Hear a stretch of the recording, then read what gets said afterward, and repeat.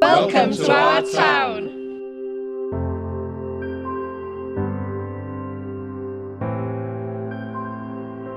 A green and pleasant place.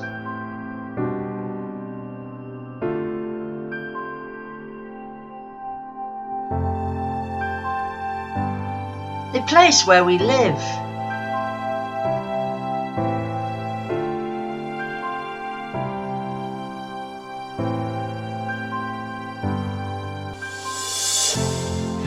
A bustling inland port.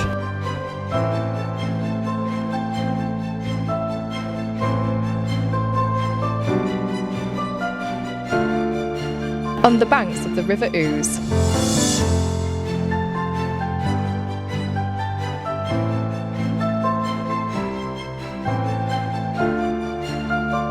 "50 miles from the sea."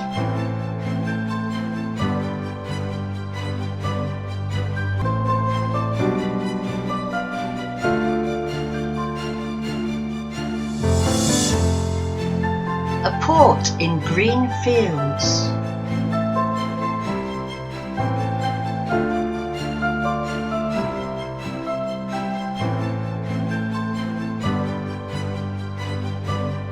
Welcome to Goole.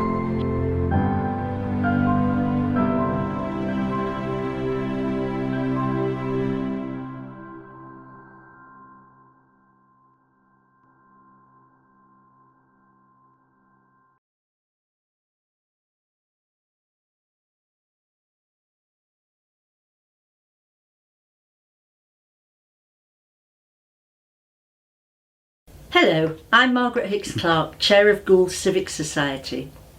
The Society has made this film to promote pride in Goole and to tell its story to a wider audience, changing people's perceptions of the town. We asked the people of Goole to tell us their stories in their own words. Here's what they said. The Port of Goole was built in the 1820s as a company town by the Aire and Calder Navigation Company, which built a canal from Leeds to Goole and docks leading into the River Ouse.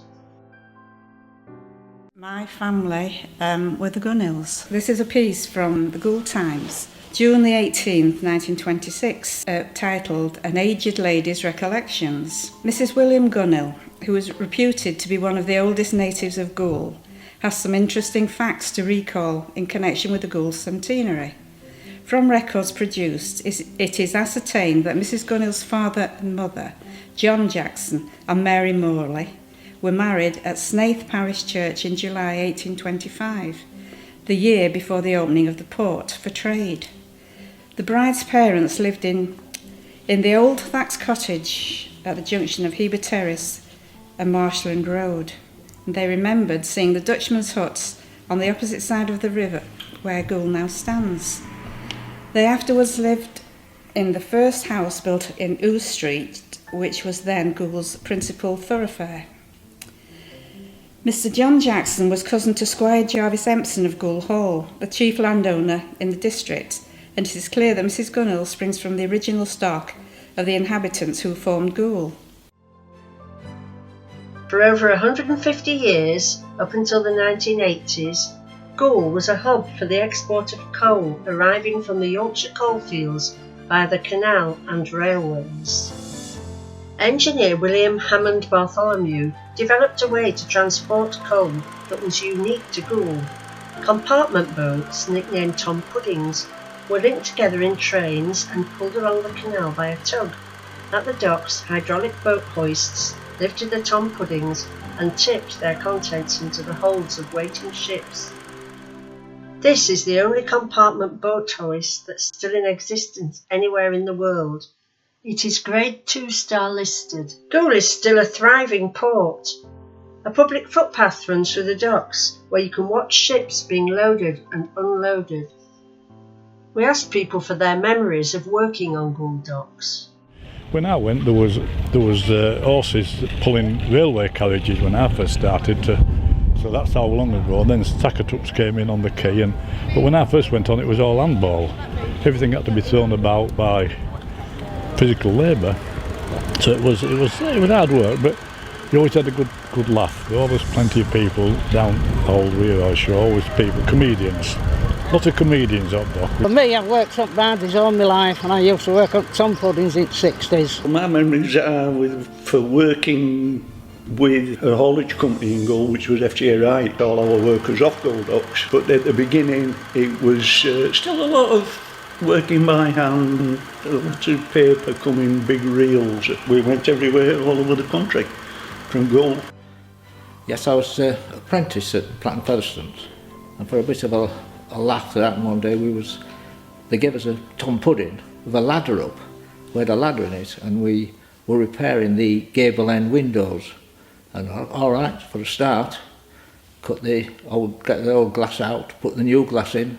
Then the barge went too fast by, and our ladder soared back up and knocked all the windows out, all the glass out that we did. We used to go to pitches, and to swimming baths on an Saturday afternoon, and so we used to go across the docks. In them days, you could go anywhere on docks. So you used to see the boats coming in, you used to stand on the dockside, you used to see them, the lock gates opening and closing, the boats coming in, and then go across Pickard's Bridge, and eventually come out, let me think, where would it be, near Lowther Bridge. Well, when did he start up dock? Oh, Your dad? oh, after World War One. They were doctor all his life, from after World War One. Them was the days that you used to run about, you know. There were no, you were dull, weren't you? And you had to go sign your name on. And you signed your name on morning and dinner time. Well, I can remember that because I did for once or twice when Gus Ellis. It was Gus Ellis that took me onto the docks. He didn't get me onto the docks, but he took me to work. When they lived there, to put you on them to start with. He said, how do you feel? I said, bloody awful. He said, you will do for a week or two, and I did. You would, yeah. All tied up with string. Yeah, yeah. 500 weight bundles. Your fingers, didn't you? Ooh. 500 weight bundles. Yes. But it was all backwork, wasn't it? Now? Yeah. You know, when you first saw ship coming in, it was tight to the top, wasn't it? In between the beams, wasn't there? Yeah, and you had to pick them out.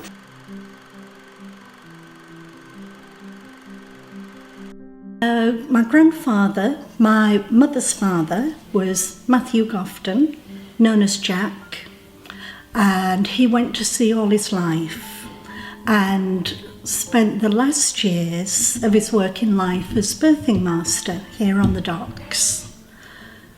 So I was only about 2 when he passed away, so I don't have any first-hand memories of him.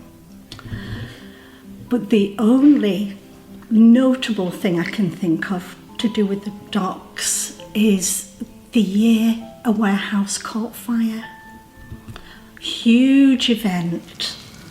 We were all taken from our beds in the car to rush down Bridge Street to watch the warehouse on fire.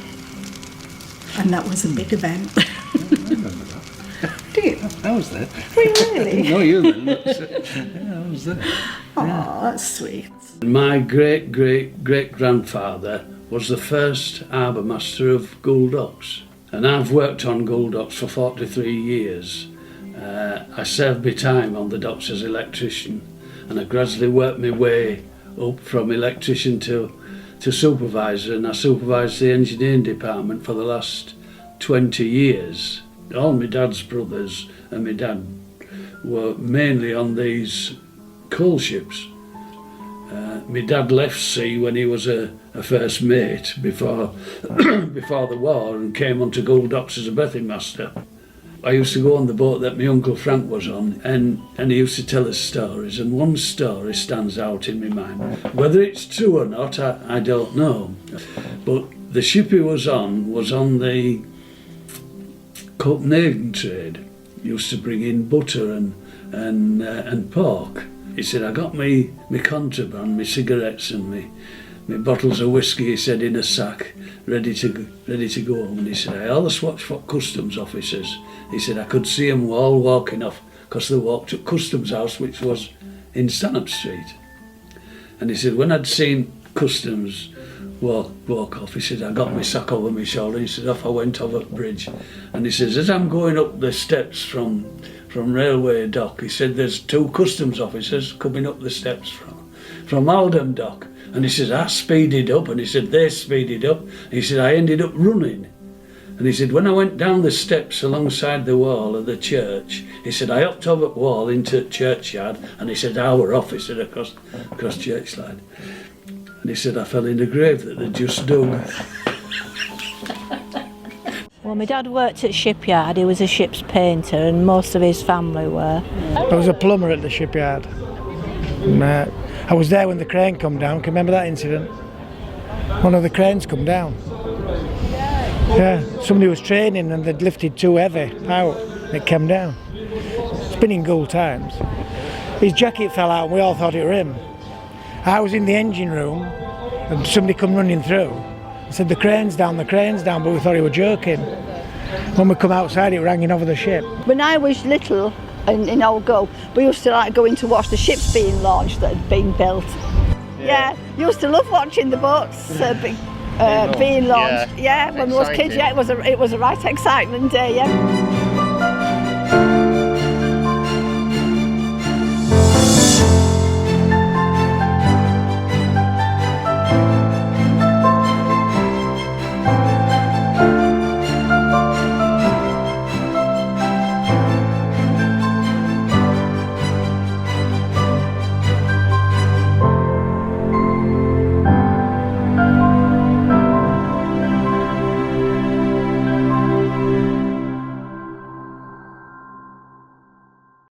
Goole has a great seafaring tradition. Generations of men and boys sailed from the port. Sadly, many of them never to return. This quiet corner of contemplation on Loch Hill, overlooking Goole Docks and the River Ouse, is a memorial to all the seamen and ships that set sail from Goole. A plaque in front of a ship's anchor is inscribed, "In memory of all the seamen who sailed from the town and the port of Goole, who died in peace and war. The water flowed on every side, no hand was there to save. At last, compelled, they bowed and died, and found a watery grave." There's also a wall erected by the Goole District Mariners Association, which lists the names of local ships that have been lost. On the railings surrounding the Seamen's Memorial is a copy of a painting of the SS Hook Road, a cargo ship that was sunk in May 1918 while transporting coal to the war effort in France. It is one of 12 pictures forming the Reuben Chapel Art Trail, created by Goole Civic Society to commemorate the town's famous pierhead painter and remind people of their maritime heritage.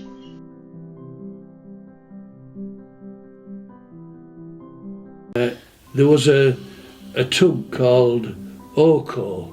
It had been late 60s or early 70s. When the tug was coming up from Hull to going through to Selby, and they were towing two barges which were empty, there'd no cargo in. Well, of course, the Goole River flows very fast when it comes up, and sometimes when they were on the river, they would get caught in fog. When they're in fog, they blow the whistle every so many seconds to let other traffic on the river know that they're there, and they would blow back. And the tug blew his long hoot, and he couldn't hear anything from the ship, so he stopped his engines so he could listen. And when he stopped his engines, his two barges was caught with the tide and started to pass him. And before he knew it, the ship was on top of him, run into the tow line and rolled the tug over. And the tug sank in the channel just yon side of Swinefleet. The skipper and the engineer, of course, weren't anywhere to be seen. They'd drowned. Now at that time, every Thursday, I would go down to the lighthouse at the mouth of the Ouse, where the Trent meets the Humber. About a week after that tug had sunk, while we was on the lighthouse, there was a body come floating out the Trent. Well, the boat that took us went after the body and picked the body up. And then we took him back to Blacktoft. And there was 2 police officers come down with a lorry. But it was low water. And the boat was right down 20 foot below the top of the pier. So I said, well, we could take him to the end of the pier with a hand-operated crane there. We'd lift him out with the crane. We took him up there with the boat up to the end of the pier. When we got to the end of the pier, floating under the pier was another body, which was the engineer of the tug. Now, can you believe that? I love walking on the riverside. It's beautiful down there. A friend of ours came up from London and we took him a walk down the riverbank off Hook Road, and he said to us, oh, which river's this then? And we said, well, it's the River Ouse. And he said, what? The same Ouse that runs through York? And we said yes, and we believe that it's just as beautiful as the River Ouse at York. We've got fantastic waterways. We've got the assets that we use now. The riverbank, Loch Hill, Seaman's Memorial. Now I remember a young man I was at school with, and I won't give his name, he once borrowed a rowing boat, set off across the river and ended up having to be rescued by, I think it was a dock patrol at that time, because he couldn't get back. I can remember one year the Dutch River rose up and I was at junior school, it must have been about 60, I don't know, I'd only be about 10, maybe 62, something like that, and we all came across from school to look at it because nobody had ever seen anything like that. I remember my husband, when he was a little boy, fell in the river, got stuck in the in the mud. Apparently he'd seen a dog go down and he'd gone to rescue the dog. rather than thinking of himself, he thought about the dog. But fortunately he got rescued. Oh yes. When we were kids we used to go along riverbank, behind cemetery, we used to call it Target. There was a bit of a beach. We weren't supposed to go, but you used to go in the river and swim. I mean, it was really dangerous, but you did it. And Westfield Banks, we used to call it Wessex. We used to go there. We used to go up to Westfield Banks to swim in the river. The trouble is, it was next to the sewage entrance. We could do things in them days, I mean, what the kids can't do now. Her land went right to the riverbank, and there was a gate, but it was always locked. But when I went, I always wanted to go onto the riverbank. But the nettles were, way taller than I was, so they used to hack the nettles down so I could get onto the riverbank. The riverbank was technically out of bounds, but we used to spend quite a lot of time playing there. One thing that fascinated me was the island, and the fact that my dad said when he was a little boy you could put a plank across and walk across to the island, and now you see how far it's moved towards the Howden side. I remember once getting a bit too close to the edge and falling in, and I was very lucky, and the thought now horrifies me, but I couldn't go home until I'd dried off so that my mum didn't know that I'd fallen in. I like the riverbank, I like the nature areas. People go zooming out of Goole to look for stuff that's already on the doorstep.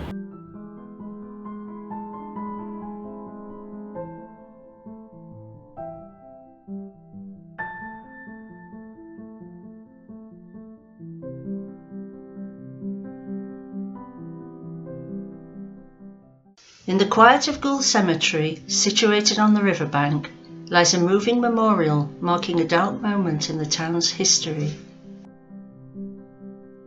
On the 9th of August 1915, 16 Goole people, including 6 children, died when a German Zeppelin dropped up to 60 bombs on the town, causing widespread panic and devastation.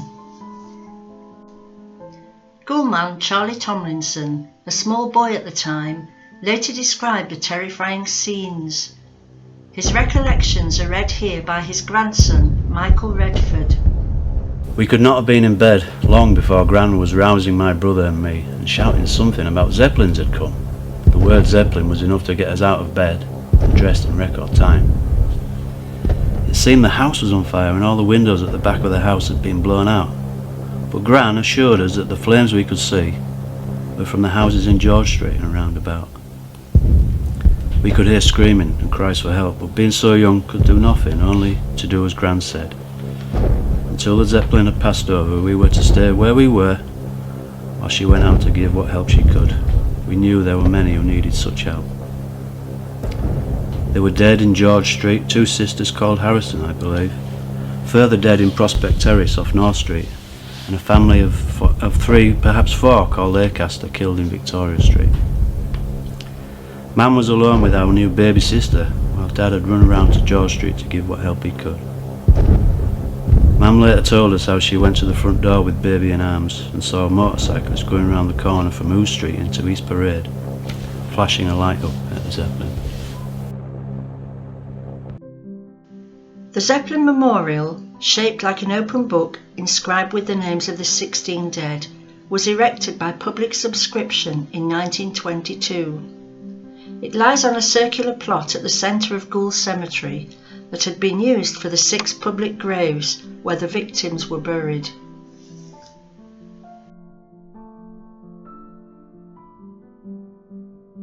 In 2015, to mark the centenary of the raid, the memorial was restored thanks to the efforts of the town's First World War Research Group and awarded a Grade 2 listing. We have the wonderful Yorkshire Waterways Museum between the Dutch Riverside and the canal. It's packed with information about the history of the canals and the Tom Puddings. Did you know we also have 2 marinas in Goole? That's a well-kept secret. It's actually possible to travel by boat the whole of the 150-mile route to Liverpool. In fact, you can reach almost anywhere in the country, though you do need plenty of time, as the speed limit on the canals is 4 miles an hour. Fairly recently decided that I wasn't going to go for a house, I was going to buy a narrowboat. So I'm now the proud owner of Ethel Rosina, which I've spent about 4 years doing up into my little waterways home. So I always seem to have had a little bit of a connection to the water. Worked at the Waterways Museum, Canal River Trust, and now work for the Don Catchment Rivers Trust. I never really knew why I was drawn to the water. My mum does family history, and then in doing that we found out that generations on both sides of the family were all connected to the water. They were either dockers or sailors or worked in the yards down at Chatham and Greenwich and up in Hull. So maybe it's in the genes. Maybe that's why I've got a narrowboat. When I was growing up, I went fishing to the brick ponds and canal and Oak Hill, and also swam in them, you know, even though it's discouraged nowadays. But yes, I did enjoy that. I wouldn't change it. I've even been grabbed by the village bobby, and he was a good old bobby, I can't remember his name, who grabbed me by the ear hole and dragged me, they didn't have as many cars then, dragged me down to what was known as Bartholomew Hospital. And there was a big sister there, and if you could just picture Hattie Jakes, you know, really good humour, and she said, what's he been doing? He's been swimming in the canal, so will you check him over? And of course, me naive young man, oh well, in that case you'll have to have a tetanus jab. Well, she brought this enormous syringe and needle out, and it went in my bottom, and it really hurt. The Lowther Hotel in Eyre Street is the oldest building in the port of Goole. It was built in 1824 by Sir Edward Banks, famous for building London Bridge and Waterloo Bridge over the Thames. Then named the Banks Arms, it was used as the Aaron Calder Navigation Company's base while the docks were being built. The Lowther is now a Grade 2 star listed building and is the oldest hotel in England in continuous use. On the first floor, the hotel boasts murals from 1828 showing views of Goole from the other side of the river.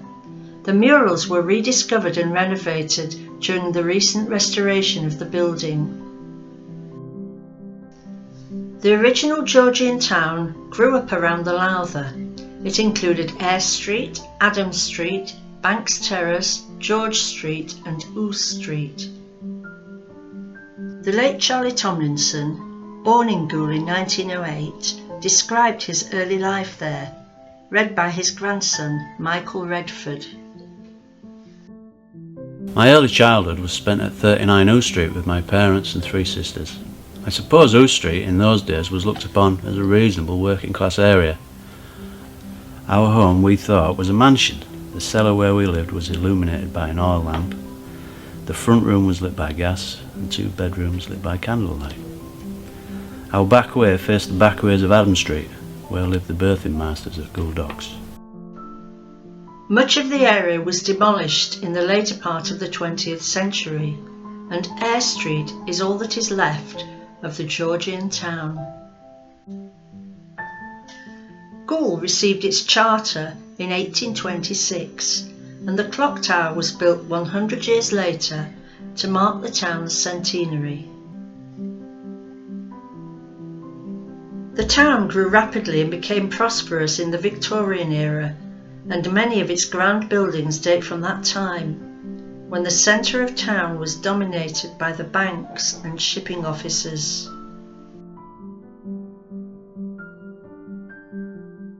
I always remember when I first started coming in to go, and the clock tower has actually moved, because I always remember my mum going down for a penny to go down to the toilets, and the toilets are still down underneath the clock tower. Yes, as far as I know, the toilets are still there, but they've moved the clock tower further this way.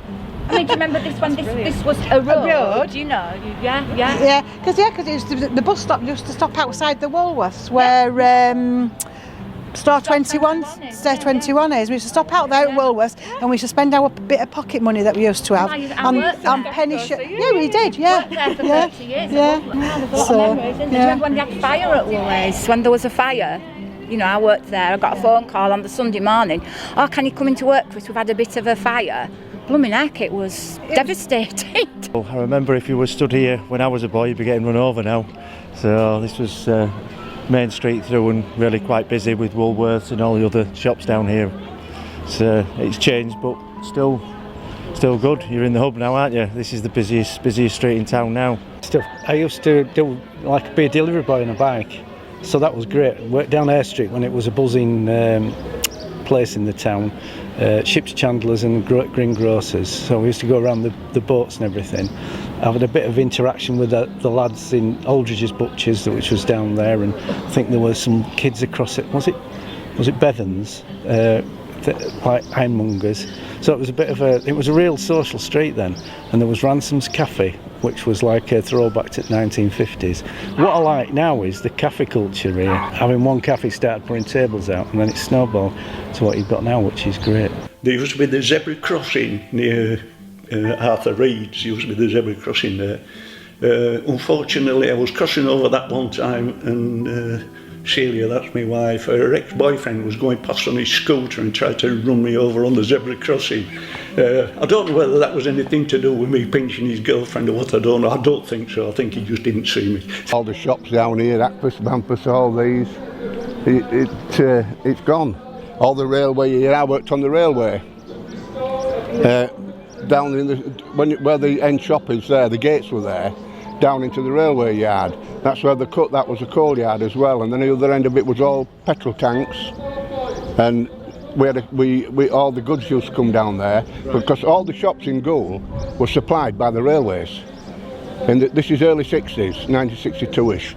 Woolworths, Marks and Spencer's, any shop in Goole, Labourn Tools, all their stuff came by rail. I passed my test on a 3-wheeler Scammell. I remember all this being not pedestrianised, having shops, Woolworths and famous army stores. I like Goole because of the people, because of the shops, accessibility of the shops. You've got the banks and everything.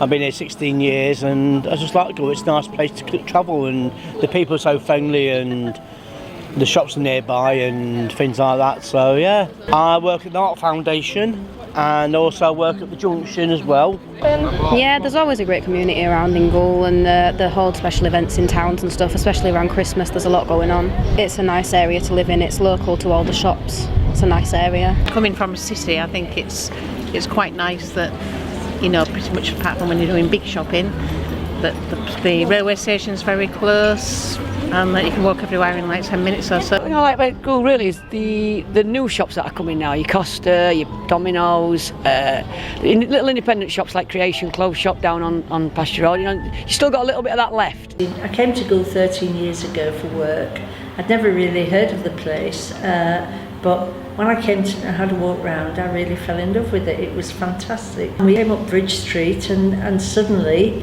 the gates closed and the bridge opened and there was a huge container ship going through, and that was absolutely amazing. It still amazes me now when I drive through. I always leap out the car with my mobile phone hoping to get a picture. I joined the ambulance service. I stayed in there for 38 years. If ever you got an emergency, and first of all you had to get through station gates, which every day you're getting stopped with the station gates, so that you would leave the ambulance station, go fast as you could, stop with station gates. Then if you wanted to go down On Goole, got stuck with the gate, so the bridge open. So you had to go past all the traffic, get to the top and just sit there and wait for the bridges to shut. And it didn't matter who was at the other side, whether it was somebody having a baby, somebody dying, you just have no idea whatsoever, and you couldn't do anything about it whatsoever. It was just part and parcel of Goole. We was coming back from a job because we had the old push barrows, the big barrows, and we're coming over the crossing gates and the wheel collapsed. So we had to dash into the Clapham Featherstone yard, get some more to help us and drag the thing off the railway crossing. There were two places you didn't want to be when Burton's and the shipyard were. One was Bridge Street, when the shipyard was coming out, because the road was just full of shipyard men coming home. And at Burton's, they never stopped at Greenholm Corner, they just went straight down in a massive, the traffic just stopped for them. At 12 o'clock when buzzer went, you couldn't get down Bridge Street only one way, it just was a massive bikes coming down, and it was a really busy town. Goole's landmark twin water towers are nicknamed the Salt and Pepper Pots. The thin red brick tower was built in 1885 to give Goole its first piped supply of clean water and prevent diseases such as cholera, which were the scourge of Victorian Britain.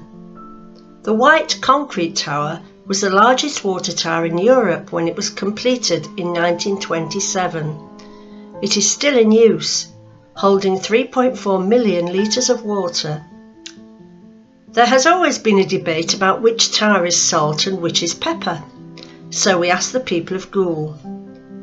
And according to 67% of those who responded, the white tower is salt and the red brick tower pepper. Well, I was lorry driving all my life from 1962 onwards till 2005. I was coming back, seeing the salt and pepper, you knew you were home.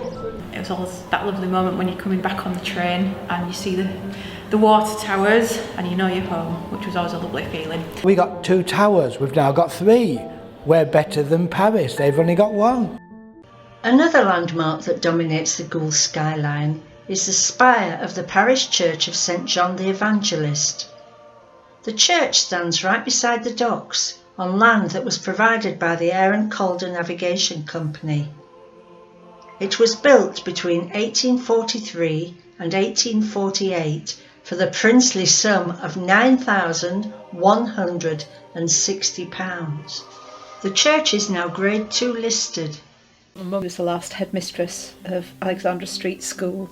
She started at Alex. It was her first job out of university, newly qualified teacher, and she considered herself really lucky that Geoffrey Wood, who was the head teacher at that time, thought she would make a good teacher and employed her, and she never actually worked anywhere other than Alexandra Street School. She started there in the mid-50s. When she started teaching, she was Margaret Marwood, and then when she married my dad, she became Margaret Caldecott. I would imagine she's taught, in one way or another, thousands of children, quite a lot of whom still seem to live locally, because occasionally people will comment on my surname and ask me if I'm related. I was a primary school teacher. Oh, which school? At Old Goole First School. I did some work at what was the secondary modern school then. When I went back again, I was at Kingsway. So I've been to quite a few of the schools. I did some supply work at Bullferry Road School as well, so I think I've done most of the schools in Goole. I used to go to Pasture Road School, And I can remember in the bad winter where there was snow piled high at the side of the road, tootling off up to Pasture Road School. And I remember the carriers, the carters, carting snow away. I don't know where they took it, but there was tons of the stuff around. And that was a real bad winter there. And then we changed over to Alex and went to Alex for a few years. I remember all the teachers there, Miss Cowlin, Miss Flowers, Craven and Pop Sainer. And then somehow I passed me 11 plus and finished up at the grammar school. Having passed it a few times, I'm thinking, never go there, but I did. I went to what was Pasture Road School, but it's now the Pastures. Then I went to Alexander Street School, and from there I went to Modern School, as it was. I went to Goole Modern School, and the first day I went there, and opposite the playing field, written on the sidewall was Goole Forever. And that has stuck with me all my life. Boothbury First School, when it was where the courtyard is now. That was my first school. The school's been really good. We just left school today and it's been a really good school today? Yeah, it's been a really good past 5 years at school, so yeah, I really like the school. Goole Academy, yeah, we just left today. It's been really good, I've enjoyed it so much. When we moved out of On Goole into Goole, my mum put me in a different school, and I used to twag it because I didn't like it.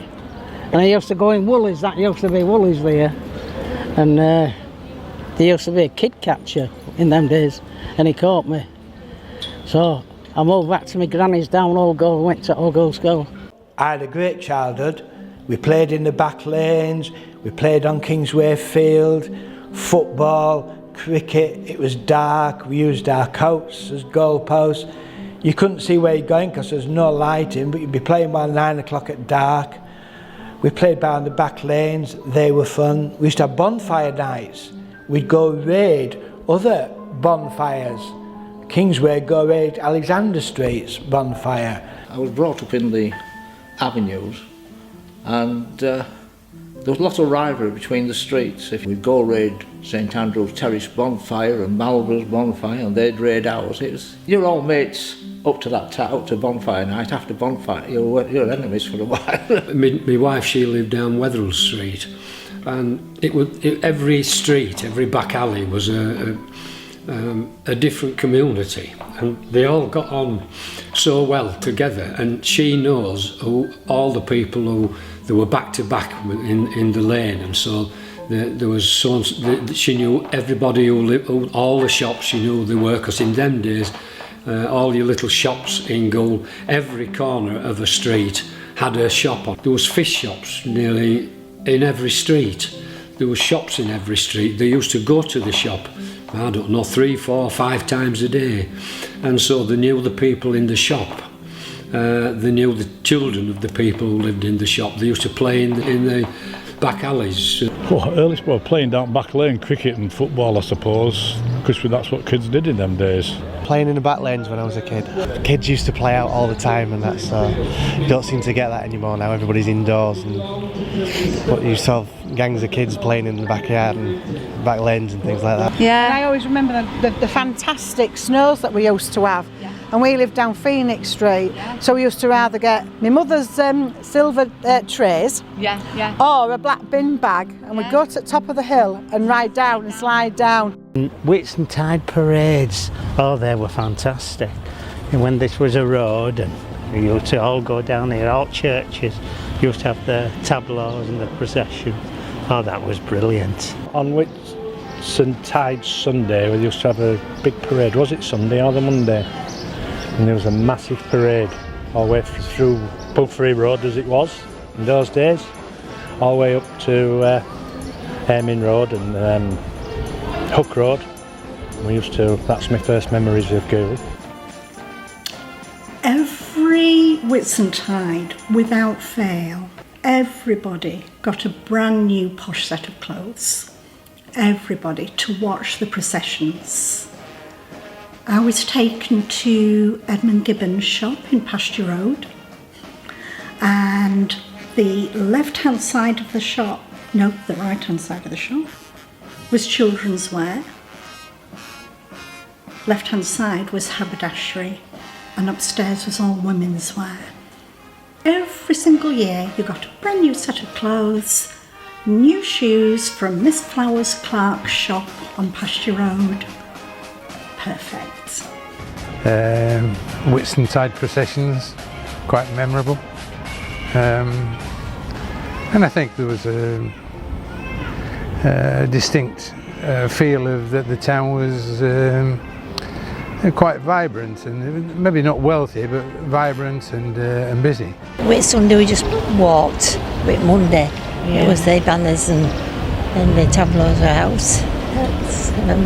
I remember this as a proper up and down street. I remember Hook Gala and queuing up on Boothbury Road to watch all the floats go past. And I remember one year we were standing and the rain just started, the heavens opened and it was a proper downpour, and everybody scuttled into the co-op and buying them out of umbrellas. Yeah, there used to be the fun fair at back of Woolworths. We used to go there. Yeah. I met my wife down back of Woolworths when we had a Woolworths. It is now Wesley Square. It was Paradise Place or Wesley Square, and it was just brick rubble. And the fair used to come there every winter. It was more or less resident. Yeah, I used to have really good events in West Park actually. All big summer spectaculars there. Like the whole town used to go out, but they can't stop. But that used to be a really big occasion. All the town used to come out into the town, even like the Moyden playing fields. Yeah. Huge events, Yeah, like a lot of stalls. Was it Goole Gala? Yeah, Goole Gala, summer spectacular. So yeah, there's always been really big events going on. So there's always been something to do. Just get like big motorbikes and stuff. Stunts. I think they had parachuters one year. Yeah. They were like parachuting onto playing fields over Moyden. So wow. Yeah, good fun.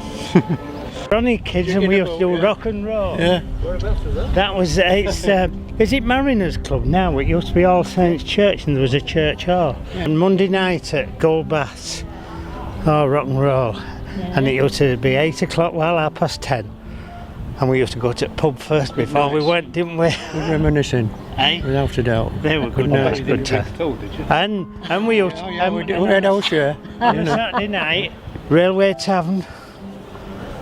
Do you remember they used to have groups on? It's Dorothy Perkins now. Right down to the bottom. Yeah, happy memories. I've always come to Goole because Goole was the place to come for us. We had some jolly nights out. And if you had a pint in every pub, you were legless by the time you got to Laston because there was that many pubs and clubs. You couldn't do it. There was so much going on. Okay, the pub shut at 10:30. In the 60s, there was all the pubs had a band. We always used to meet at the Lowther, our group of friends, and then decide where we were going after that. Station Hotel, we used to go quite a lot. North Eastern, that's not there anymore.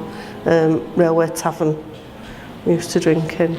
Other than that, we just used to have to go out of town, but we didn't go out of town much because we couldn't afford it. We used to go to all-nighters at Burton Constable, you see, so they think now that big thing at Burton Constable was great, but we used to go to all-nighters there.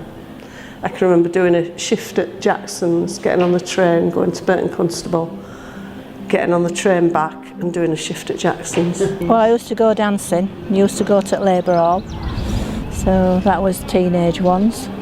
Yeah, and it was entertaining when the dances were on and dinner dances, and you'd go to them and you'd be leaving at 2 o'clock in the morning and you'd be up for work at 7:30 next morning and out you'd go. We used to have dances with a big swimming pool in Pasture Road. Yeah, it was great. I like Goole. Yeah, there's one called the Buchanan in Wetherell Street. Yeah. But now we use the Charter Club, which is great, and everybody's so friendly in there that I won't go anywhere else now.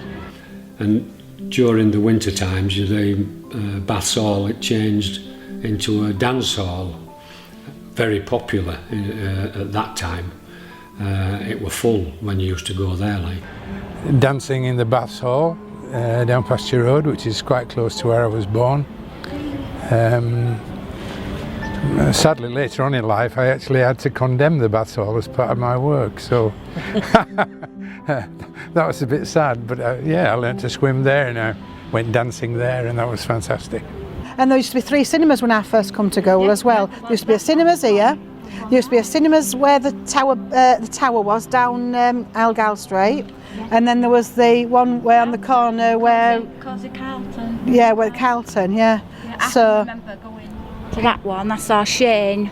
Was it Shane? First film I ever saw Shane with. I can't remember who was in it, but I remember going there for the first time. Yeah. And then I think my mum used to work here. She was usherette. She was an usherette there. I mean, my earliest memories, I suppose, was going to the Carlton Picture House. You know. We used to go to the pictures. In those days, we had 3 picture houses. You could go 3 times a week without seeing the same things. Like Carlton Picture House, you used to get Billy King. He used to look after it.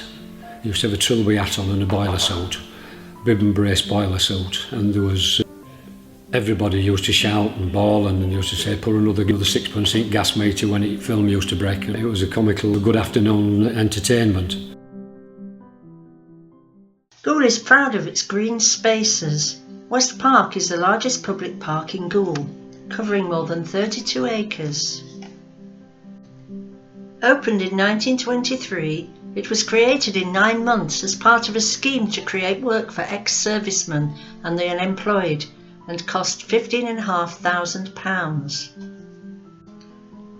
There was some criticism of the scheme at the time, but Councillor E. Johnson of the Parks Committee declared that the council had a duty to the general public of the town. It was somewhere for children to play, as the back streets were not healthy and the front streets dangerous. It was meant to be a boon for the future inhabitants of the town, as it has proved to be down the years. The original park included a bandstand, 2 shelters, a tea room and public conveniences. A large paddling pool and boating lake were popular with generations of Goole children. In 1926, as the town of Goole celebrated its centenary, West Park became the centre of the week-long celebrations, which culminated in a magnificent pageant. A few years later, in 1933, His Royal Highness Prince George visited the town and planted an oak tree in the park, which is still there today. In 2013, with the help of a Heritage Lottery Fund grant, Goole Town Council was able to rejuvenate the park while maintaining its character and heritage. The work included restoring the original bandstand and redeveloping the rundown pavilion to include indoor toilets, office space and a popular community cafe.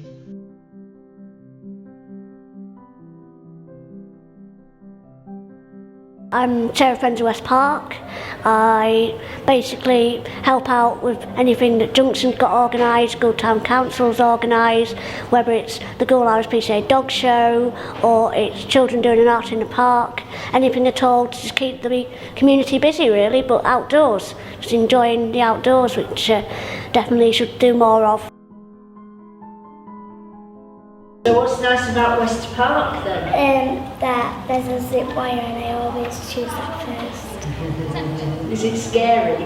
No. Things to do, so like they've done up West Park recently and they're doing up loads of areas which make it more friendly and it makes me want to like hang out with my friends more around here.